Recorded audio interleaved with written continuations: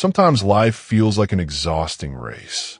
We move forward, we struggle, but we feel our strength running out. What if I told you that you weren't created to carry this burden alone? The Bible reminds us in Isaiah 40 verse 31 that those who wait for the Lord will renew their strength and mount up like eagles. Today, I want to take you on a 10-minute journey that will help you understand how to draw your strength directly from the source, God Himself. Whether you're going through a trial, emotional fatigue, or even deep discouragement, this video is for you. Stay until the end, because not only will you discover the keys to walking in God's power every day, but we'll end together with a prayer that could transform your week and maybe even your life. When we talk about victory prepared by God, the story of David and Goliath, 1 Samuel 17, is essential. It is not just a heroic tale. It is a spiritual roadmap for anyone who feels small in the face of a giant. The context: Israel trembles. Every morning, Goliath, nearly 3 meters tall, armored, armed, arrogance insults the people and challenges anyone to dare to confront him. No one dares. For 40 days, fear paralyzes the soldiers and even King Saul.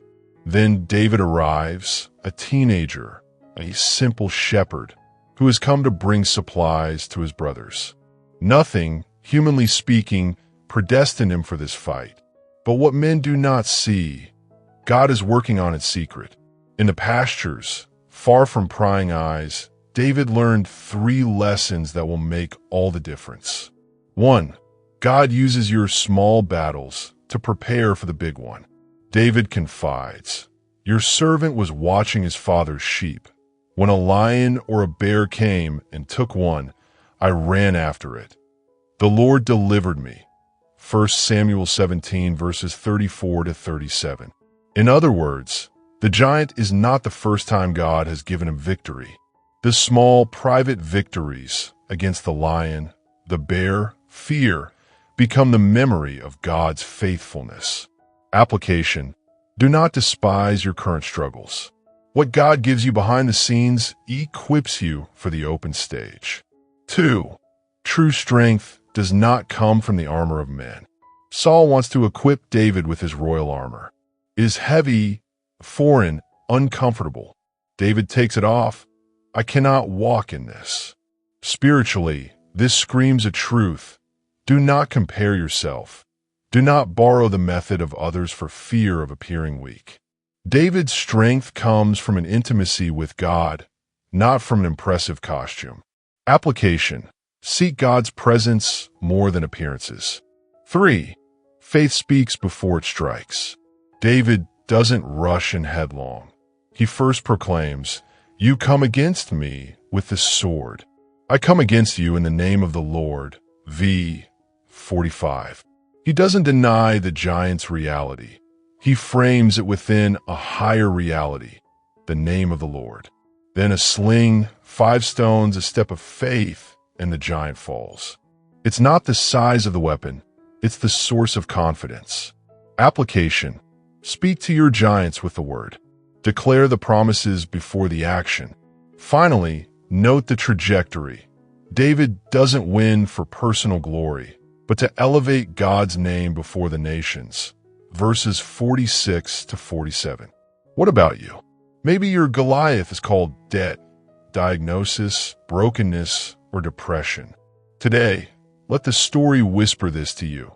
God has already prepared you in secret. Don't put on armor that isn't yours. Go forward with a word in your heart and a stone of obedience in your hand. Victory is not the sum of your strength.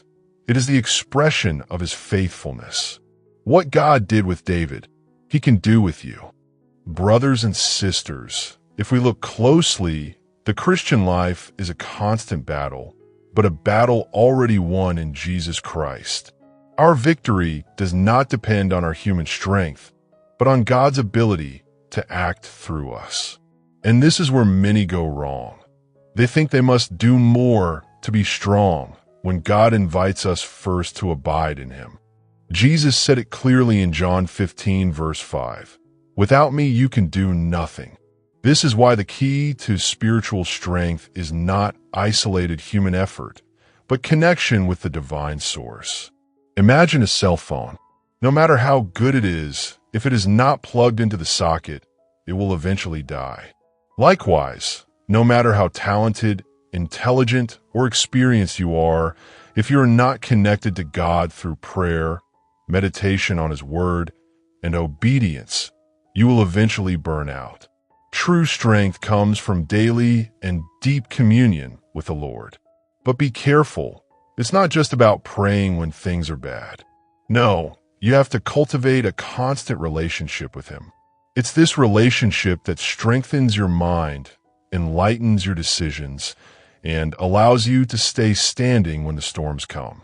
Paul declared in 2 Corinthians 12, verse 10, "When I am weak, then I am strong." Why?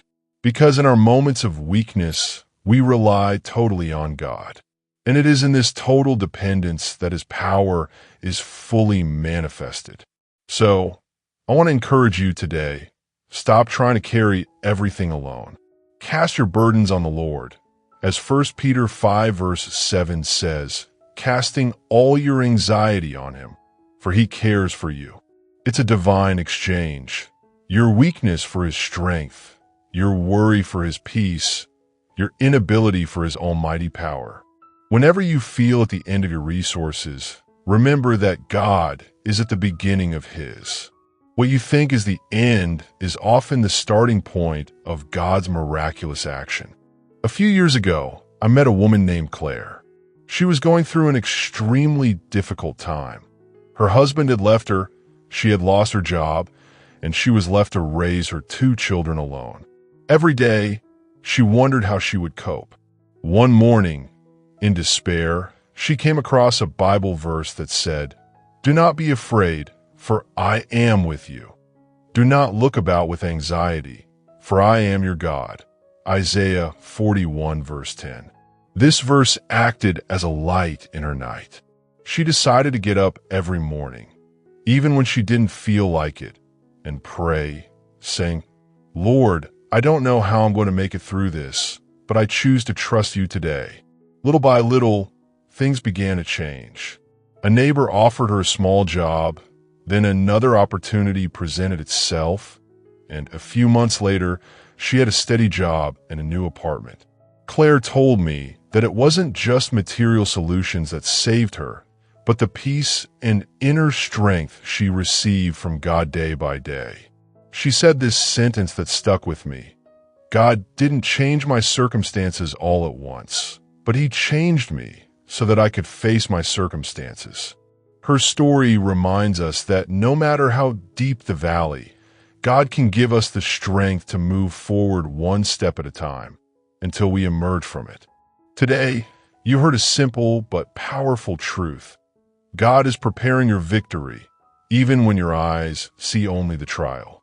Like David facing Goliath, your strength will not come from borrowed armor, but from your trust in the Lord, built in secrecy, in prayer, and in daily faithfulness. Remember, yesterday's small battles were already training for today's fight. If a door seems closed, if the mountain seems high, declare by faith, "I walk in the name of the Lord." Let His word speak louder than your fears, and take one step at a time. God is not late. His timing is perfect. Before we leave, I want to pray with you. Lord, strengthen my heart. Give me the grace to persevere and the peace to trust you. Open a right door at the right time. Amen. Tell me in the comments, "I choose trust," or share the verse that spoke to you most today.